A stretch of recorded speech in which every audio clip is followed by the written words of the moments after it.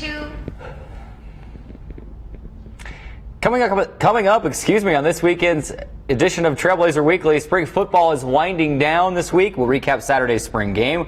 We'll also chat with women's golf senior Katie Ford, who was recently named RMAC Player of the Week. Plus, the women's track team is nearing its Rocky Mountain Athletic Conference meet coming up this weekend. We'll chat with freshman sprinter Rachael Reader. It's all coming up on today's show on Trailblazer Weekly. Live from the CEC studio at Dixie State University, it's Trailblazer Weekly with Carrick Segmiller.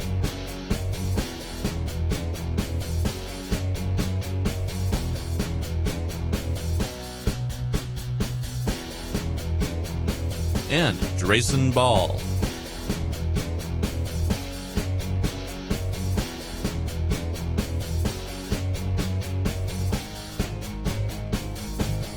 This is Trailblazer Weekly. We are live inside the CEC TV studios on the Community Education Channel, the Dixie State Athletics YouTube page, and Radio Dixie 91.3 FM with another edition of Trailblazer Weekly. I'm Carrick Segmiller, and joining me as always is Drayson Ball. Boy, Drayson, a little bit of a rough start we had there just a minute ago, but that happens when you go, 2, 3, 4 weeks without having a show. We showed up last week, guest booked, everything. Showed up here. There's signs taped on the door. It's like when a restaurant closes and they just close down without telling anybody. We get here, there's signs on the door. Gone fishing. CEC TV crew out on a boat, gone fishing. Didn't even tell us that we weren't having a show. That's why we are a little bit rusty to start the show. Yes. We can blame that on the CEC crew backstage, and like I said, it's their fault. We were not able to read the prompter and all that kind of stuff. So for all the times they've gotten us with like the scary bats and the bad records for our sports teams that we support.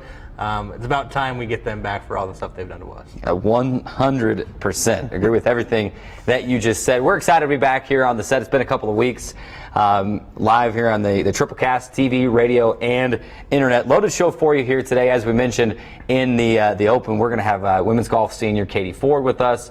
Women's track freshman Rachael Reader will join us. She's set a couple of school records so far in her first season of college track. So it'll be good. Going to be a loaded show. Let's start the show like we always do, though, with our look back, kind of our weekend headlines. And of course, one of the big headlines from last weekend was the annual spring game. And it's been kind of a it was, especially early on with the tragedy that hit Dixie State football early on. It's been kind of a roller coaster ride for those guys this spring. They were able to settle into kind of a routine and a normal practice schedule after a couple of weeks, and they had the spring game on Saturday, and boy, was it a perfect day for football or what. Mid-70s, sunny, cool breeze. You could not beat it. I got toasted. It's kind of gone away now. I was roasted just standing out there on the sidelines trying to take some highlights. Great crowd on hand, and basically what you would expect out of a spring game. The defense dominated early in that game. The offense caught up late, did all their damage late in the, we call it a game, scripted. They have X amount of plays that they want to run, situations, special teams.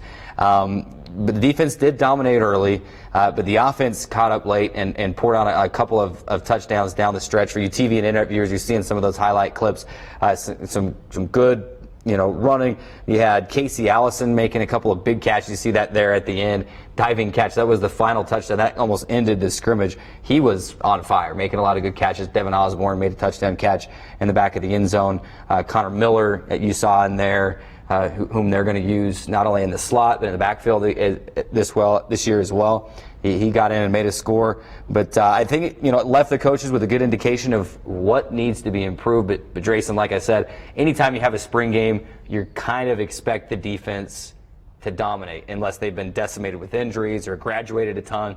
You've been going 2 or 3 weeks of spring football. The defense knows everything the offense is going to do. So it wasn't necessarily a cause for concern that the offense was a little stagnant to start. They got it figured out later and got things going. And if there's one thing we know about head coach Paul Peterson is that he is an offensive guru. He's that's what he's here for, is to bring the offense up to an all America, so to speak, type level. And like you mentioned, when the defense is able to see what kind of offensive schemes have been in place for 2-3 weeks, in spring practice. It's like you said, it's kind of natural for the offense to kind of lag behind just a little bit, kind of adjusting to what the defense kind of already knows what they're going to do, essentially. But yeah, I mean, it was an awesome day. A great crowd was there. I think the coaches got a really good idea, like you mentioned, of kind of what needs to be improved.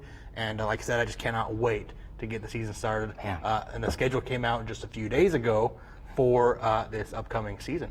Yeah, absolutely. It's it's been up on our website for a little while as well. But Dixie State football did post their schedule on social media the other day. It's basically the same as last year. Locations flipped. So week 1, you bring in CSU Pueblo on September 5th. What a way to start, your season, especially if you're head coach Paul Peterson and the new staff. You bring in the top team in the conference and a national title contender every year in CSU Pueblo. So it'll be the same as last year, except the open week where they traveled to Grand Valley State last week. Simon Fraser will come in, former GNAC foe out of Burnaby, British Columbia, across the border up in Canada. Looking forward to it. I made that trip one year. Looking forward to it. Had to shut my phone off. Didn't want to rack the phone bill up that year. Can't wait till next season. But let's move on down to baseball and softball. Both the softball teams and baseball team were on the road last week looking to pick up some crucial Rocky Mountain Athletic Conference victories. We'll start with softball. They visited Chadron State. Won 3 out of the 4 matches. They did lose game 1, 12-4, Carrick, but then they rallied back to win games 2, 3, and 4. 10-4 in game 2, 2-1 a pitcher's duel there in game 3, and then 8-6 wrapped up game 4 to clinch the series win. Kind of an interesting series against Chadron State. You're going in, Cambry Hazel's on the mound for game 1. You're thinking, we've got our ace on the mound, and you turn around, you end up giving up 12 runs, which is a little bit uncharacteristic. Well, it is uncharacteristic. Not just a little bit. Cambry Hazel to give up the few runs that she did. But overall, the Trailblazers was able to recover, win 3 out of 4 games at Chadron. Yeah, it was kind of an odd week just right from the start. There was questions about whether or not they'd be able to get all 4 games in, maybe 3 games in. You mentioned that cold front that we had here last week that just brought cooler weather and a lot of wind, and it wreaked havoc a lot of other places, especially there in the Midwest. I mean, out there in the plains in Nebraska, they had a blizzard move through. It was either Tuesday or Wednesday and left almost, just 4, 5, 6 Not inches. just a blizzard, what's called a bomb cyclone. Yeah, is that bomb? That's the term. I know. That's the term. The reason I know that is because the Braves were playing in Colorado. Okay. They had a game canceled due to the bomb cyclone. To the bomb cyclone. You learn something every day. Yeah. So the Trailblazers didn't know whether or not they were going to get these games in, and they're at a point now where they lost 6 games due to weather earlier in the year. The region rankings just came out. We'll get to that in just a minute. This is the time of year where you're kind of grasping for extra wins. Dixie State finds themselves in that situation, so they couldn't afford to have any more games canceled due to weather. We'll give a big shout out the Chadron State wrestling team. They posted all these pictures on social media. They stepped up big time and they helped shovel the entire Chadron State softball field and got it clear. The outfield, from what I understand, was a little mushy still, just from everybody walking around out there while they were shoveling, and it was kind of uneven. But they got it ready. It was playable, and they were able to get the games in. So there was that leading into it. They were able to play. You mentioned it was uncharacteristic of Dixie State to lose that way in game 1. Not only did they lose 12-4, but they're up 4-0 after 2 to 3 innings. I'm at the spring football game. I'm checking the scores, and I'm thinking, okay, here we go. This is what should be happening in this series. They're rolling, and the next thing you know, it's 4-2, and then it's 4-3, then it's 5-4, then it's 7-4, and they end up losing 12-4 in 5 innings. So it was uncharacteristic is the perfect word to use about that game, because rarely do you see Dixie State get mercy ruled, especially in 5 innings. Maybe in 6, maybe that's a borderline mercy rule game as you get toward the 7th inning. But they got mercy ruled in that, and that loss, they did bounce back to win the next 3. That loss will sting a little bit. That was a 27-loss team going into the series, 10-27 overall. Region rankings come out today. Dixie State at number 10.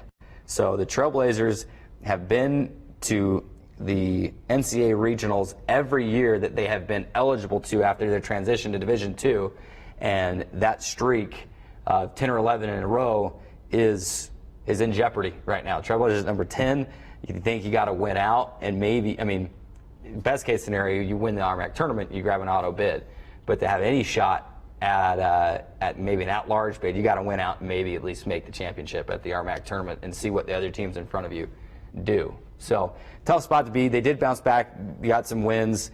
Jessica Gonzalez hit a home run. Cambry Hazel settled down after that one appearance and finished with 15 strikeouts on the weekend. She leads the RMAC in strikeouts that we were talking about before. She's a strikeout machine. I mean, it's not close between her and the second place person in the RMAC, but that one loss will hurt, but they're going to try to put it behind them. They've got New Mexico Highlands for a 4-game series here at Bruce Field this weekend. It's senior day, and then at Fort Lewis next week. So not a whole lot of time to dwell on that one loss. They got to get down to business and say, you know, we got a lot of work to do if we're going to make this regional. Yeah, you mentioned Cambry Hazel leads RMAC in strikeouts with 150. The next closest one is 107. That's Taylor Reedhead out of UC Colorado Springs. You know, going back to, we talked about Cambry Hazel in Game 3 of that series. That's when she really kind of rebounded and is the Cambry Hazel that we know. 7 innings pitched, just gave up the 1 run, 3 hits, and 7 strikeouts. But I mentioned it was a pitching duel. I mean, give a lot of credit to Peyton Prop from Chadron State. She pitched a gem of a game as well. I mean, she pitched 7 innings as well. They were the only 2 pitchers in the game. That's how well they were doing. There was no bullpen relief pitchers needed. She gave up 2 runs and 7 hits. But she did give up 7 walks, and there was the difference for me. Even at this level, giving up that many walks to a good hitting team like the Trailblazers, that's what really came back and bit Chadron in the state in that 3rd game. And then Game 4 as well. It was kind of another game where it was going exactly how the Trailblazers wanted it to go. You know, you were scoring a bunch of runs early. You're on the brink of a mercy rule win yourself. Yeah, 7-0. You're scoring a bunch of runs early in that game, and then you got Carissa Burgess, who through the first 4 innings was basically dominant. I mean, she faced no more than 4 hitters through the first 4 innings, and then in the 5th inning, like I mentioned, 2 walks to start that inning, and then 5 consecutive singles brought around 6 runs total in that inning. Cambry Hazel had to come in relief and shut them down the rest of the way. But good things coming out of those 2 games is that you got some pretty good pitchers when they're on that you can kind of lean against going into the RMAC tournament. I'm talking to Coach Simpkins. The last thing we'll say about softball before we move on to baseball. Talking to Coach Simpkins, and we knew this going in, but I was talking to him Monday, a couple of days ago, you know, or Tuesday. They were still traveling Monday. I was talking to him yesterday, and he said, you know, Chadron State is a team that really hits the ball well. And you see that actually quite a bit in the Rocky Mountain Athletic Conference. There are plenty of good hitters. And I don't want to say that they're necessarily a dime a dozen, but there are plenty of good hitters in the Rocky Mountain Athletic Conference in softball. The pitching is what makes the difference in this league, and that's what makes a team like Colorado Mesa and the RMAC so good, because they're loaded with good hitters, but they also have shut down, lockdown pitching as well. So we knew going in that Chadron State was probably going to get a home run or 2 somewhere throughout the series. They did damage in big time in that first game, and then in the comeback in Game 4, luckily the Trailblazers were able to finish that one off and win it 8-6 in the series finale. But you know, like I said, 4-game series this weekend at Bruce Field. We'll talk about it a little bit more later. But it's senior day on Saturday, so come out and support your seniors this year. And it's a class that's been here the whole time I've been here at Dixie. So it's going to be a little bit weird over the next couple of years to see all these seniors graduating and not out on the field. That's what the softball team did. We move to baseball. The Trailblazers also on the road in Denver, Colorado. We mentioned that the CEC TV crew was gone fishing. No, they were working. They were in Denver working on some professional bull riding, or they were filming, doing something of the sort. But they ran in to the Dixie State baseball team at the grocery store. Saw all these guys walking around with Trailblazer polos on and khakis, and you get to hear a story about how they thought it was a bunch of Target workers because they had red shirts on. But Dixie State was in Denver to take on MSU Denver. The Roadrunners are leading the Rocky Mountain Athletic Conference going into the series. Trailblazers rally to take Game 1. They're trailing in that game, and they get I think they got the tying run in the 8th and the go-ahead in the 9th, or maybe both, and they win that game 9-8. So you're thinking, okay, that's a good start. Unfortunately, big win for MSU Denver the next day in Game 2, 14-3, and then a closer one, 4-1 win for MSU Denver in Game 3, and then Dixie State comes out firing on all cylinders in the finale on Sunday, 10-1 win in Game 4. Trailblazers split the series. I mean, the RMAC leader, you're probably okay with the split, and I really know, knowing Coach Fatenauer and the guys, they wanted to win that series and really needed to, honestly, to move up the standings in the RMAC and to stay where they want to be in the South Central region rankings as well. But overall, you're okay with a 2-2 split at the conference leader. Some good things, some not so good things. Cade Sperlin hit .417, had a triple, a home run, 6 RBI. Preston Hane struck out career high 8 and surrendered just 1 run and 3 hits over 7 innings in complete work for his game that he threw. So the Trailblazers split that series. Back at home now for an 8-game homestand, but lot of work to be done for the Trailblazer baseball team as well. Yeah, I mean, it was like you mentioned, one of those series where you had to get a split. You'd obviously ideally like to win 3 or maybe even 4 games. That's a pretty lofty expectation, but we've come to know Coach Fatenauer, that's what he expects, is at least to win 3, if not to win 4. You mentioned Preston Hane in Game 4, pitched just a gem. Hopefully, one of those performances, he's been struggling just a little bit this year. Hopefully, one of those performances that he can kind of get some confidence built behind him, because we know what he can do. I mean, we saw it in Game 4 of that series.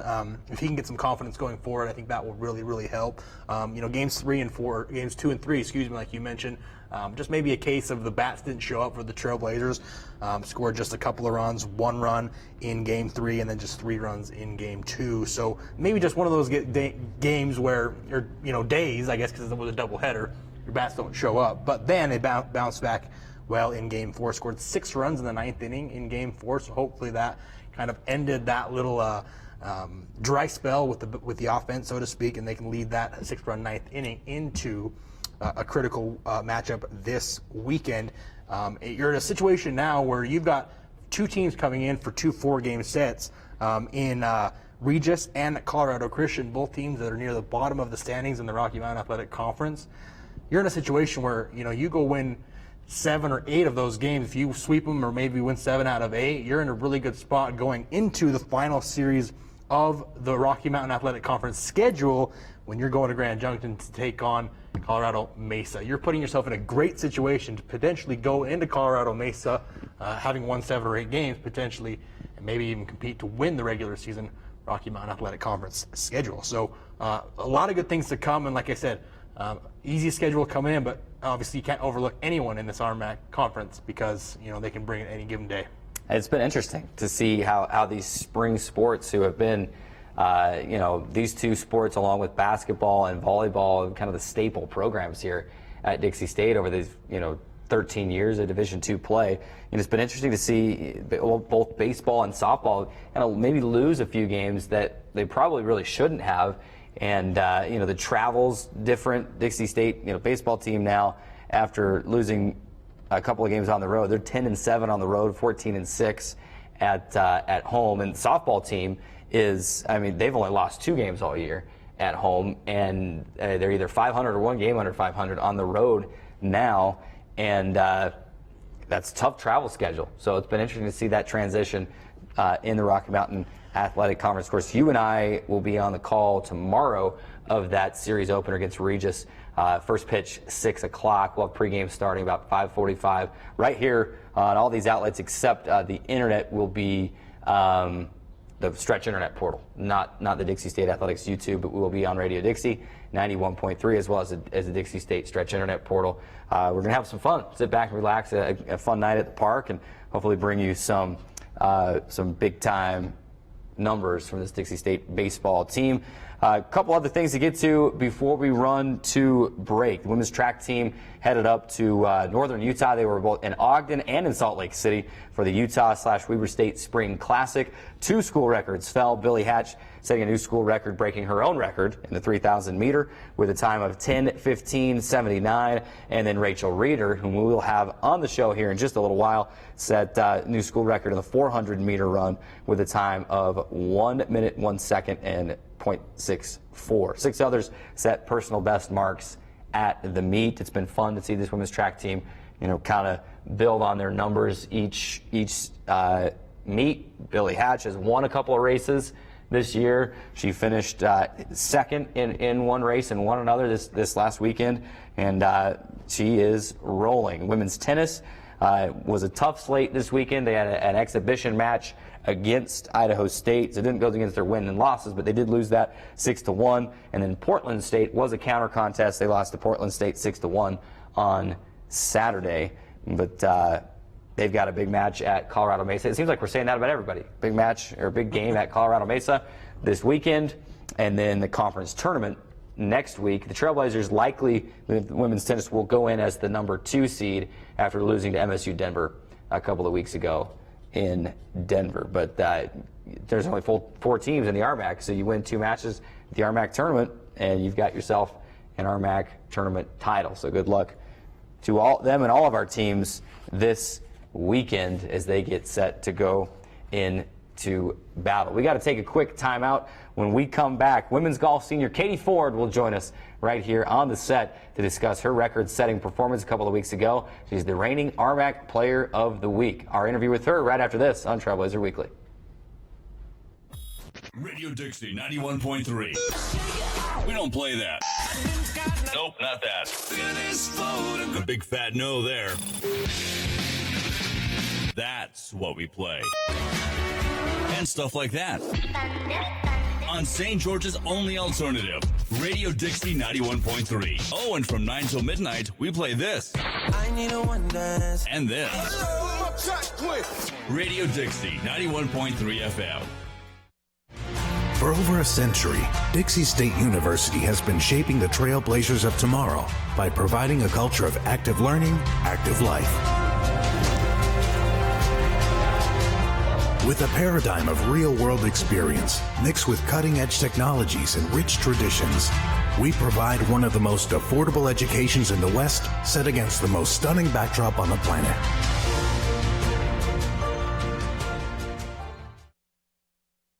When I was your age, I was just like you, fascinated by stars.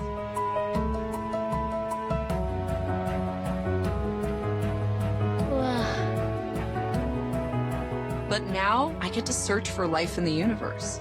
And who knows? Maybe life is looking for us too. So we're like aliens to them? Yeah. Does anyone want to be a scientist now? I do. Awesome. We need more girls in STEM. Maybe we can find aliens. Trailblazer Weekly is presented by the Dixie State Campus Store, the official store for Trailblazer and Dixie State clothing, as well as cheap textbooks, discounted computers, and supplies for students. They're located in the second floor of the Gardner Center and are open from 8 a.m. to 6 p.m. during the week.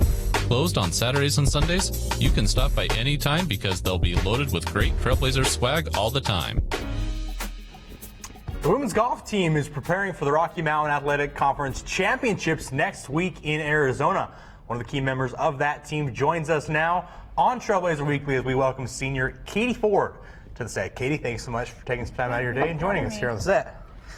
It's been a crazy, it's been a wild season for you already. Yeah. Obviously getting close to the Rocky Mountain Athletic Conference Championships. Kind of just take us back a little bit of give us kind of a recap of what you've kind of experienced so far this season, maybe some ups or some downs or something like that you can kind of tell us about, kind of recap the season as far as your perspective goes. Yeah, this season's been, like you said, kind of a roller coaster, kind of ups, kind of downs.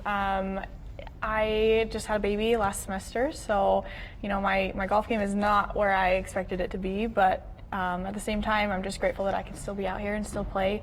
My team has been really encouraging through the whole thing, and I'm just really grateful that I have that support and that I'm able to still do what I love for one more semester. It's awesome.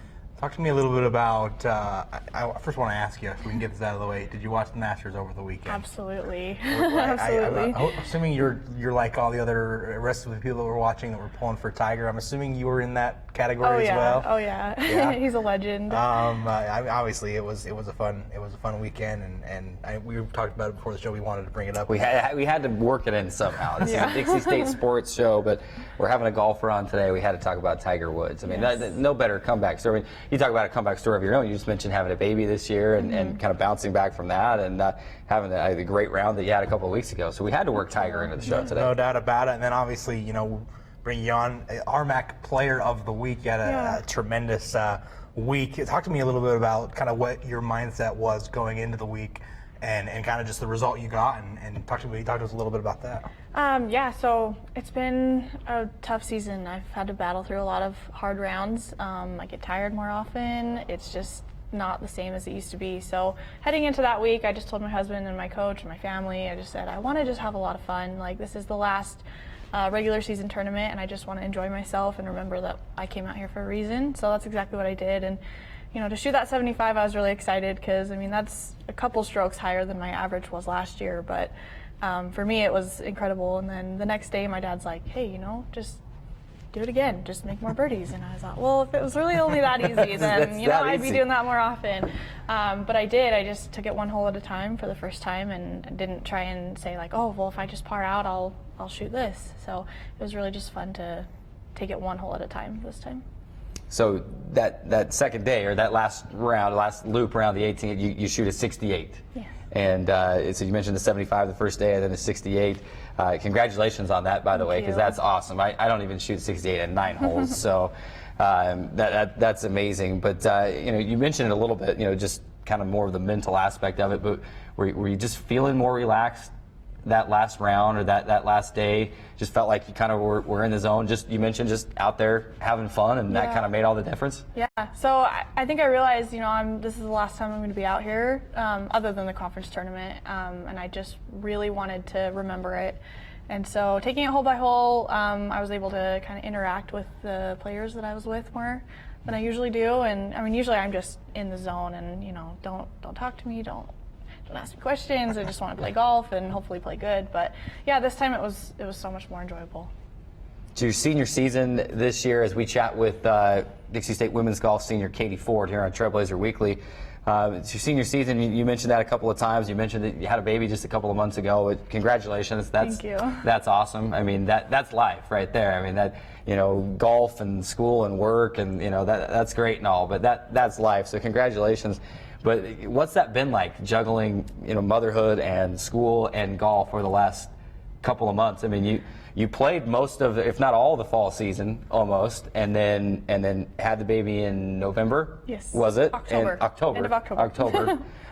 And then now you're back and on top of your game right now again. What's that been like, just juggling all the added responsibilities that come along with being a mother? It's definitely been hard. My team's been really patient with me, and I'm super grateful for that.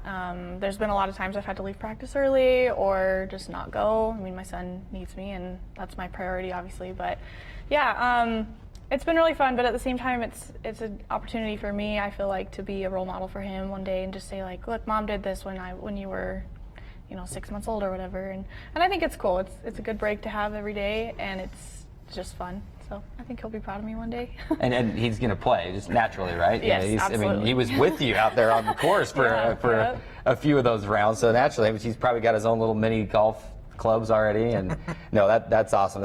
Congratulations to you on that. Much. It's been fun just to watch and to know, and then to see you play the way that you have. It's been awesome. Thank you. I wanted to talk to you a little bit about kind of you coming up playing golf, as you watched maybe like the Masters or those kind of tournaments, the PGA, or maybe even just other golfers, maybe parents of a sibling, whoever.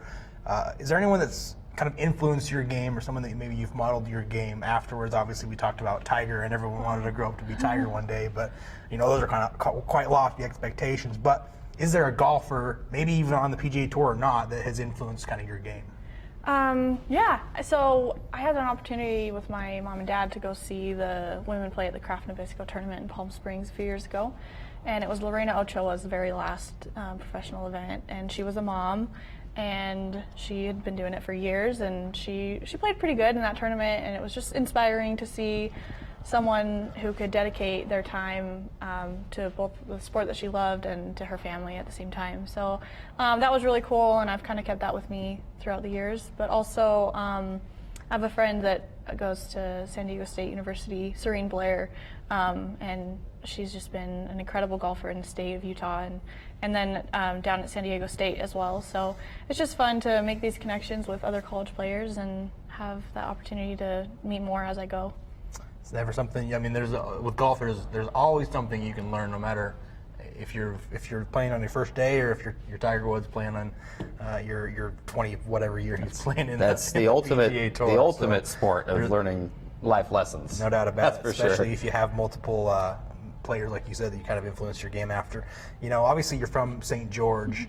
What's it like been playing golf in your hometown? Obviously, you grew up playing these courses that now you're practicing on as a collegiate athlete, and you've maybe had a home event or two here on a course you may be familiar with. What's it been like playing golf for your hometown kind of college team, we'll say? Oh, it's really fun. I don't feel like there's any extra weight on my shoulders or anything. It's just fun. I like to get to know the course workers, the head pros and stuff. They're really great to me, and especially to our team out here. So I think it's maybe a little bit of an advantage for other players on my team, because I know these courses. So qualifying, sometimes can be a bit easier for me. But yeah, I mean, it's been really great. So I'm happy to stay here still and keep playing on those courses. We're chatting with Dixie State women's golf senior Katie Ford here on Trailblazer Weekly. And want to take a trip kind of down memory lane here. We talked about playing on the courses here in St. George. You're from here, from St. George, went to Desert Hills High School. When did you start playing golf? And I mean, not when did you play your first round, but when did you start playing consistently, and then you just fell in love with the game and knew it was something that you wanted to pursue through high school, post-high school? When was that you can remember, think back, and just it clicked and just think, I love this game? I was 5 years old. Wow. Yeah, so I'm almost 22, and I just remember my dad put me in golf lessons with head pro Kevin Averett in town, and I wasn't huge into it, but by the time I was 7, I was winning JAG tournaments, and people were like, oh, that's Katie, and so it was really cool for me from then on. And then as soon as I got into high school, I realized that I wanted to play college golf, and then when that actually became a reality, and I got a scholarship to Dixie, I was like, wow, I mean, I was living. So yeah, it was really cool. Do you have a favorite memory on the course? I know that's probably hard to think of. I mean, all the rounds and all the holes that you've played and all the shots that you've made. 3-time individual state champion in high school. You've won multiple college tournaments as well. Is there a single moment, or maybe even a couple different moments, that kind of come to mind or jump out and saying that that's one of my favorite memories out on the course? Or maybe it's being a kid spending time with your dad on the course. Yeah, that's a tough question. Definitely in my 68 was, I mean, that's the highlight. I kind of wish I could end on that note, but no, I've had 3 collegiate wins, and every single one of them, coach has been right there with me. And her and I had the opportunity to go to regionals in Durango, Colorado last May, and so that was just really fun. It was just her and I. We just got to walk for 3 days and play golf and have fun, and so I think that was probably one of the best weeks I've had out there for sure. Let's as we're running a little bit short on time, let's jump into something we like to do with all our guests here, and it's kind of just a rapid fire kind of question, a series of questions. Let's start. I'm trying to come up with a good would you rather. I don't know if this is the best one, but would you rather say you play on par 5, you're maybe on in 2, but you're 60 or 70 feet away from the hole, but you're on in 2, putting for eagle. Would you rather make that long 60, 70-foot putt, or would you rather, say on a par 3, you hit it, maybe over the hole and you're chipping for birdie? Would you rather sink that putt for 60 or 70 feet, or chip back up and hit that birdie for birdie, or chip that shot for birdie? Oh, probably drain the putt.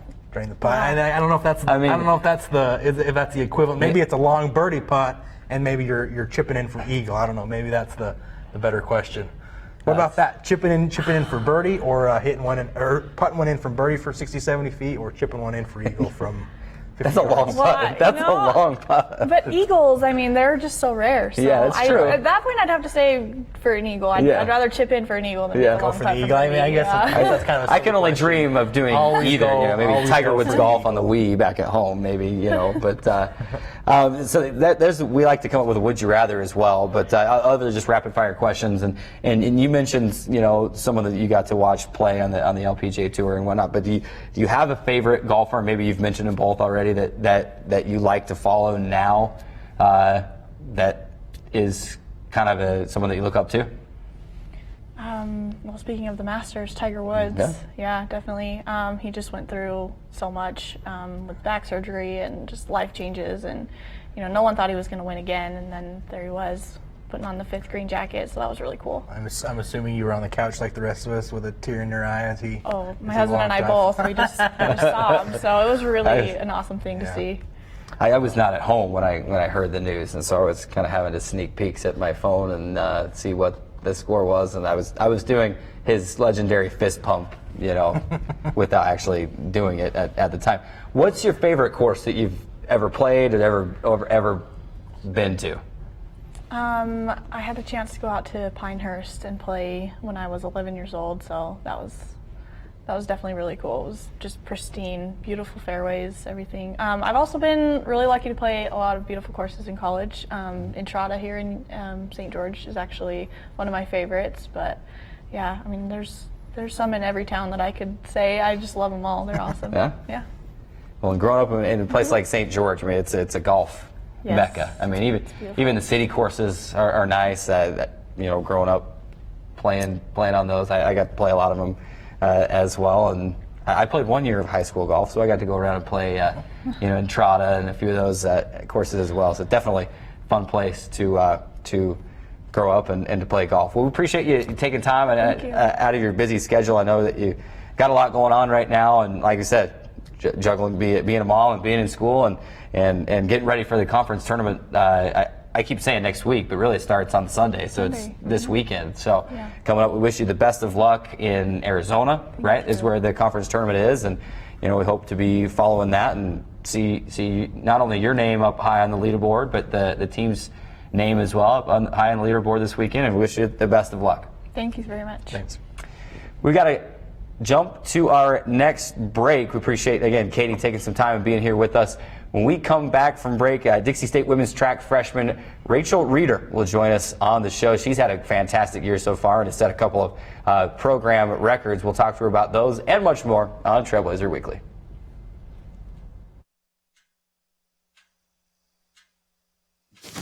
Awkward. I'm the awkward silence. You try to avoid me, then there I am again. But an awkward silence can be a great thing. Like Kelly here is about to demonstrate. You haven't really been yourself lately. Are you okay? Find out how you can help a friend with their mental health at seizetheawkward.org. Action!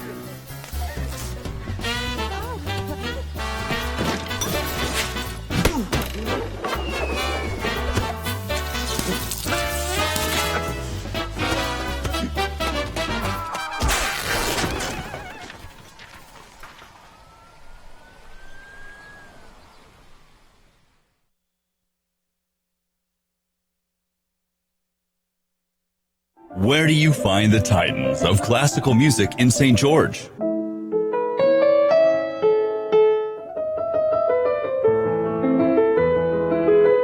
Classical music on Radio St. George, 100.3 FM. Where do you find the legends of jazz?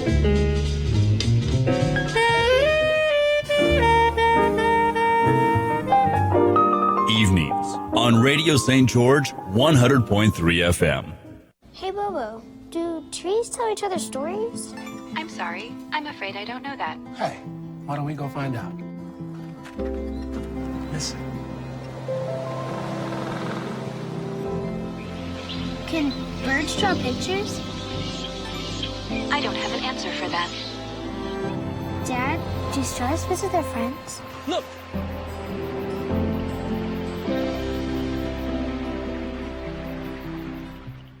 Trailblazer Weekly is the official show of Dixie State Athletics. You can keep up with all the Trailblazer athletic action with pictures, stats, and game recaps at dixiestateathletics.com.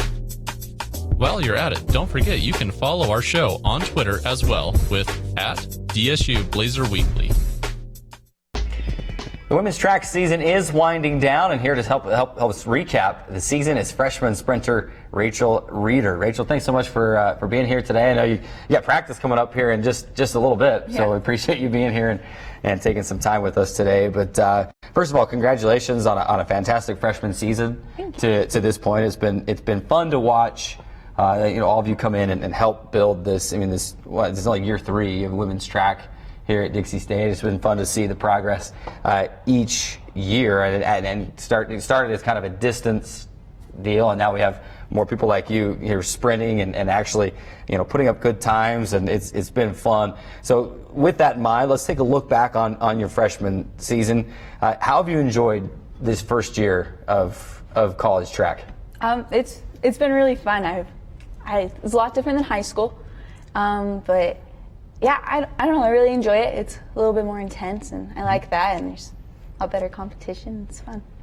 Yeah, that leads right into my next question I was going to ask you. You must have looked at my script here. What's the biggest difference between high school? There's obviously the competition level is different, but are there any other maybe subtle differences in between the two levels of high school and college track, or is it just simply a competition level thing? You get to travel a lot farther. That's fun. But yeah, competition's a big difference. Not really sure, but yeah, there's a few differences, but yeah. Yeah, I mean, obviously, that's probably kind of a loaded question. Obviously, the competition level is the biggest difference. I don't know. It might be kind of a dumb question. Is a college track bigger? Is it wider in any way, or is it the same size? That might be a dumb question. It's the same. Most all the events are the same, and okay. Yeah. I just didn't know if maybe it was the loop was wider. Or what. I know I was told growing up that there are no dumb questions, but that may have been a dumb question. But that's all right. Rachel, you've been able to set a few program records this season. Obviously, like Tarek mentioned, we're only in year 3 of the program, but still at this point, you're kind of one of those athletes that's kind of setting the groundwork going forward. What's it kind of been like for you, having set a few program records this year? What's it been like to kind of know that you're kind of paving the way for kind of future athletes in the future? It's exciting.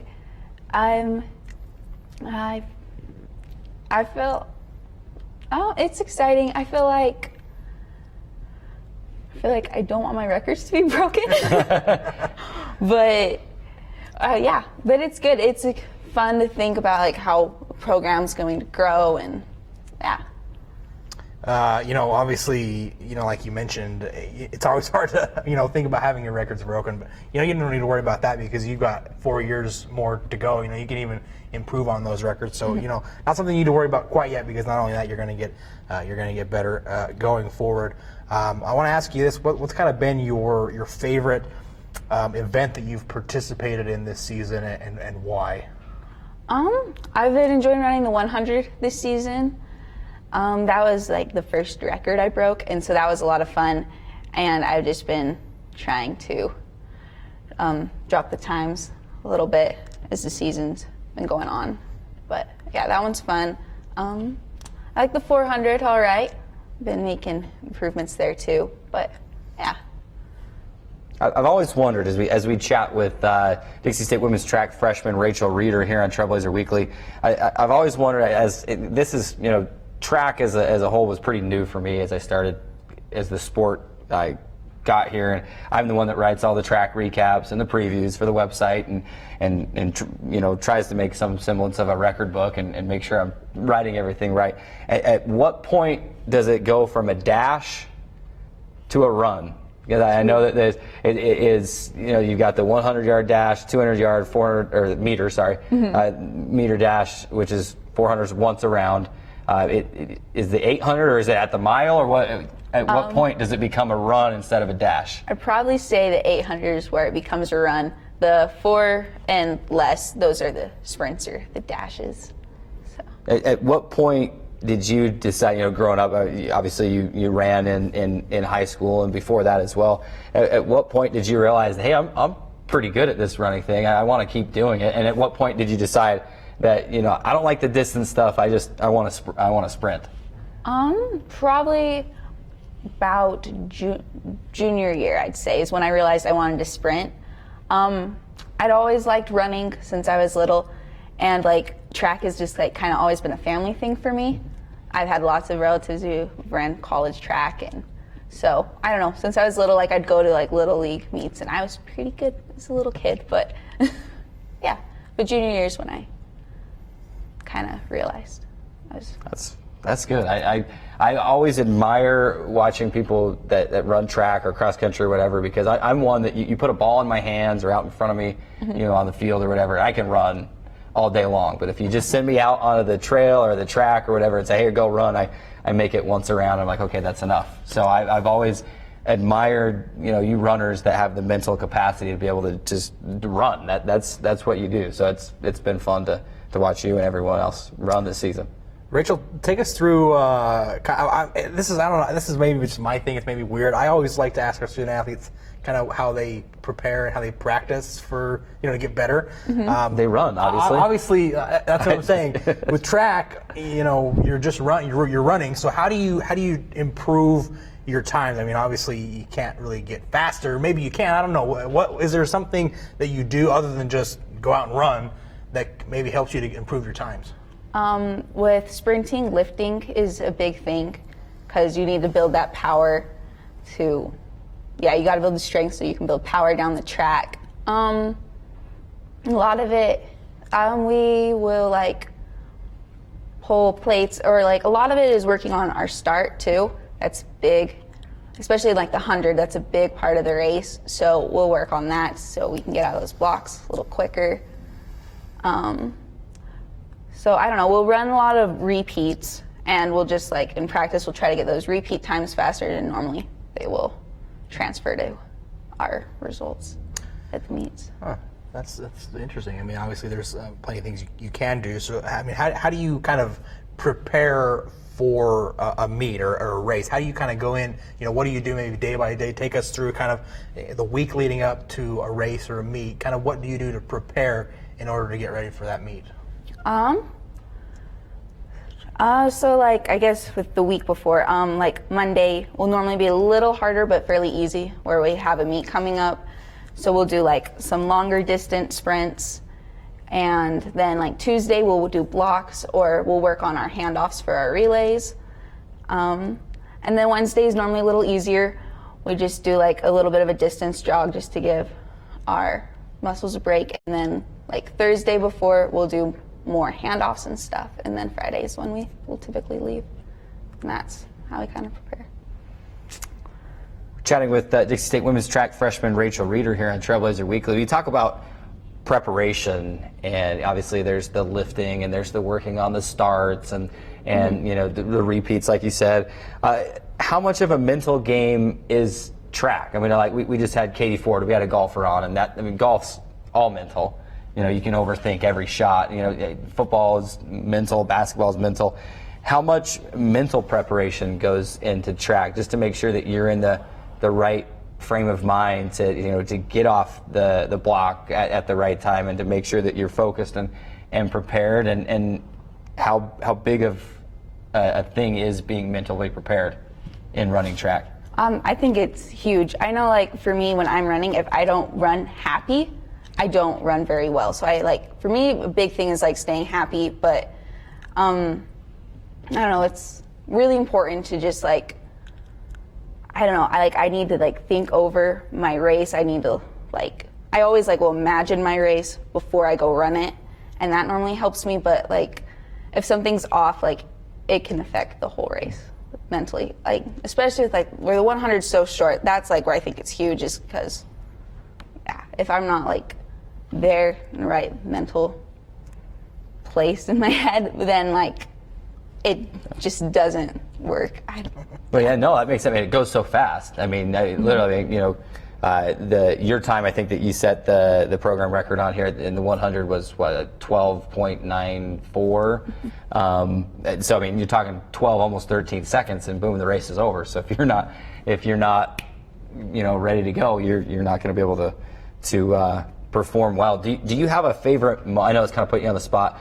A favorite moment during a track event, whether it was, youth or in a high school, maybe a state meet, or maybe even here at Dixie State? Is there a moment that you kind of reflect on and say, man, that was fun? That was where it's at.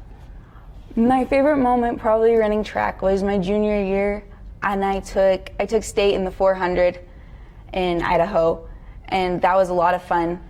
And my team took state with the 4x4 that year, so that was fun, and it's always fun to win.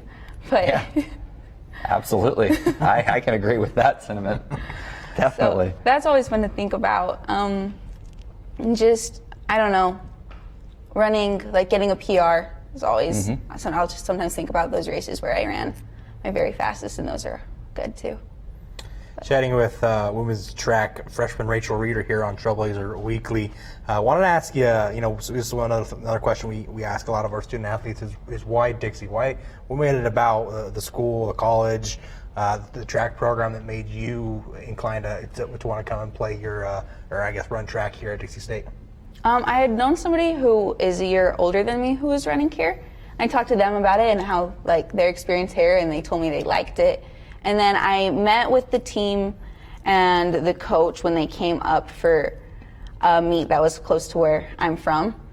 And so that was good, and that was exciting to meet them, and that made me more confident about wanting to come run here. And then I like St. George, and I always heard positive things about Dixie, so yeah. That person that would that be Billy? Billy Hatch, yeah. You're both from Idaho, right? We're both from... The same hometown? The same high school? Was it the same high school? Different high schools. Okay. So you ran against each other in high school, or maybe she was more distance? She ran distance yeah, events. That's right. Yeah, I ran the sprints. That's always fun, though, to be able to bring those, rivalries kind of down to... We've had a few athletes in some of the other sports that played against each other in their sports. So I just was wondering when I saw the Idaho there. So we've got an Idaho connection down to the Dixie State track team. And a great athlete to kind of maybe model your running after, Absolutely. or be influenced by. Billy Hatch was a very tremendous runner here at Dixie State. You mentioned St. George. Obviously, you said you liked it. You heard a lot of good things about it. Maybe near the top of that list is the weather. Especially when you compare it to Idaho. How much of a factor did the weather? Maybe she likes the snow. Maybe she does, but you can't run in 17 feet of snow. So she probably has. Did the weather here in St. George play a factor in that kind of decision? And how much of an advantage do you feel like it gives you to be able to run year round? Obviously, you can run in other places, but it's a little bit more easier here to do it in year round. How much kind of that play a factor? Yeah, I definitely did think about how I'd be able to compete on a track outside all year in pretty comfortable weather. A little cold this year, but yeah, that was a huge factor, because back home, preparing for indoor track was always rough because the track was covered in snow and it was hard to find an indoor track to practice on. So I was really excited that I would be able to run outside all year. Definitely. She is Dixie State women's track freshman Rachael Reader, and I had to look down at my watch because we got to get her off to practice here. I don't want Coach Decker upset with me for her being late to practice. So we're going to run to break. Thanks so much for being here.